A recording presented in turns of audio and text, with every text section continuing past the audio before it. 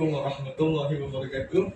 Saya Muhammad Razak Aiman bin Jamal daripada College Vocational Kelang akan menyampaikan resensi buku yang telah pun saya pilih, iaitu Misteri Baginda Muhammad Sallallahu Alaihi Wasallam.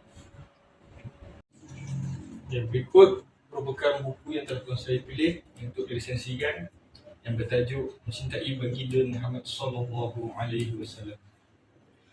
Buku ini telah pun dikarang oleh Syekh Abu Muhammad Musana dan telah pun disemak oleh Ustaz Syarhan Safi'i, yang mana Ustaz ini merupakan salah seorang daripada pakar perubatan Islam dan merupakan salah seorang daripada penulis buku. Buku ini telah pun diterbitkan oleh Pustaka Al-Ihsan pada tahun 2014, yang mana buku ini mengandungi 270 halaman bercetak. Buku ini secara keseluruhannya menceritakan kepada saya, bagaimanakah untuk kita mencintai, untuk melahirkan dan memupuk rasa cinta kepada baginda Muhammad Sallallahu Alaihi Wasallam dengan sepenuh hati, dengan menumpahkan secara keseluruhannya tak setia kepada Nabi Muhammad Sallallahu Alaihi Wasallam. Bab 1 ini menceritakan kita kenapa kita dituntut mencintai Nabi Muhammad Sallallahu Alaihi Wasallam, kerana atas 3 faktor. Disebabkan cinta kita kerana iman. Yang kedua pula, kita perlu mencintai Nabi Muhammad SAW ini kerana peribadi Nabi Muhammad SAW sebagai insan yang termulia. Yang ketiga pula, cinta kerana memuliakan darjat Nabi Muhammad SAW sebagai insan yang luar biasa. Allah juga sendiri memuliakan Nabi Muhammad SAW. Mengapakah kita tidak memuliakannya? Ingatlah bahawa Nabi Muhammad SAW telah banyak mengorbankan harta, jiwa dan raga baginda untuk umat, serta banyak menghabiskan masa baginda untuk membantu umatnya dan memberikan syafaat kepada kita. Bab yang kedua pula, kenapakah kita dituntut berselawat ke atas Nabi Muhammad SAW? Terdapat banyak sekali faedah dan kelebihan apabila kita berselawat ke atas Nabi Muhammad SAW ini. Antaranya, ia dapat menebus dan menghapuskan dosa-dosa kita. Selain itu, kita dapat terselamat dari kebingungan pada hari akhirat. Seterusnya juga, selawat menjadi penyebab doa kita dimakbulkan Allah. Dan selawat juga dapat memberikan kita syafaat Nabi Muhammad SAW.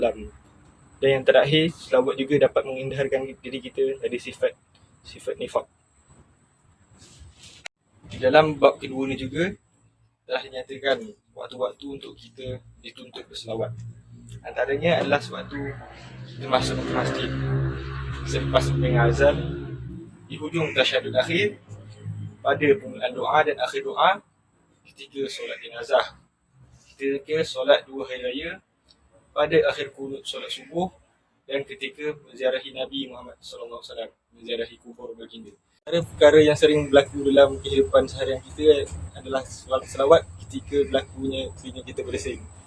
Terdapat sebuah hadis yang mana telah dinukilkan Rasulullah SAW bersabda yang bermaksud, jika telinga salah seorang daripada kamu berdengung, maka hendaklah ia berselawat kepadaku.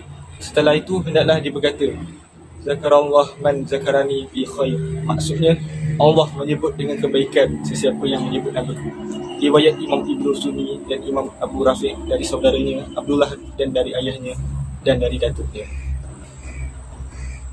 Bagi bab yang ketiga pula, buku ini menyatakan bagaimanakah cara untuk kita membuktikan kecintaan kita terhadap Nabi Muhammad SAW. Perkara yang pertama, bagaimana kita hendak melahirkan rasa cinta kita adalah dengan beriman kepada Rasulullah SAW. Yang kedua, kita mengikuti perintah Nabi Muhammad SAW dan meninggalkan segala larangan yang telah pun ditegah baginda. Dan yang ketiga, mengucapkan selawat ke atas Nabi Muhammad SAW. Dan yang keempat, sentiasa mengamalkan sunnah baginda SAW. Pada bab 4 ini pula, terdapat kisah ataupun pengalaman orang yang merasai kelebihan dan keagungan selawat ini. Ingin saya kongsikan kepada pendengar. Terdapat sebuah kisah yang mana kisah ini telah pun dipetik daripada kitab Duratun Nasihin karangan Usman Al-Khaybawi. Diceritakan dari Fudail bin Iyah dari Sufyan Al-Thawri bahawa dia diceritakan bahawa dia berkata, ketika aku telah keluar menunaikan ibadah haji dan aku lihat seorang lelaki berada di dalam Masjidil Haram, yang sedang membaca selawat Nabi Muhammad SAW dalam keadaan ihram dan sedang bertawaf mengelilingi Kaabah, dan juga semasa dia di Arafah dan di Mina.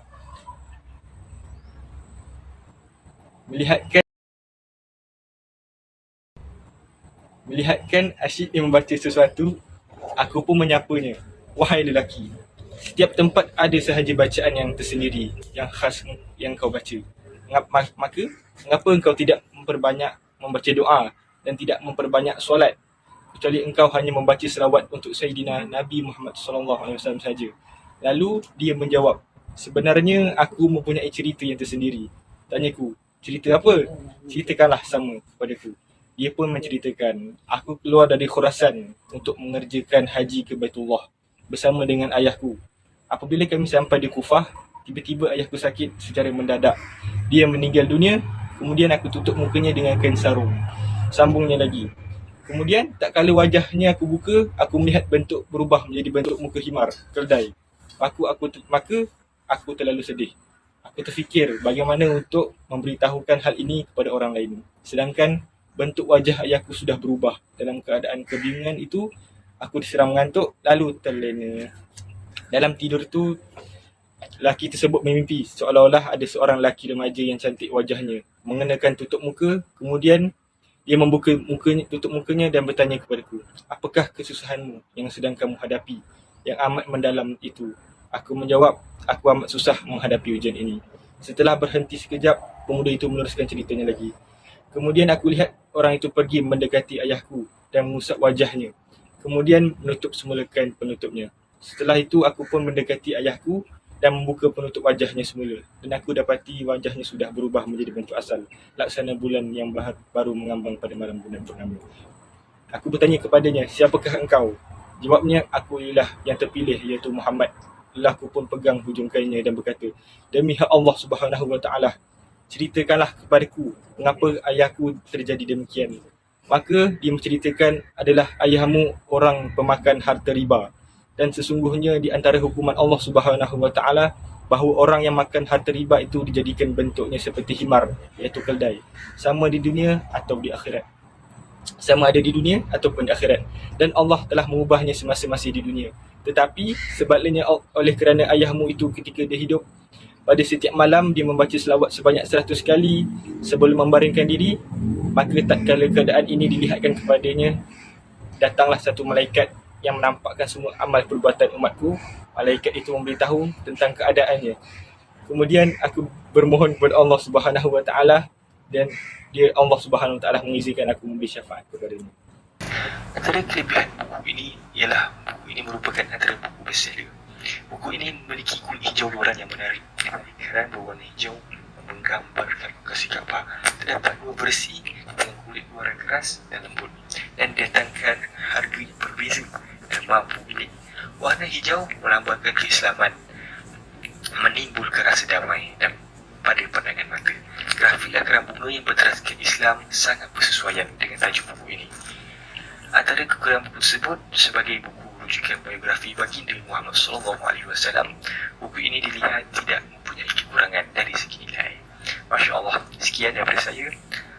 Assalamualaikum warahmatullahi wabarakatuh.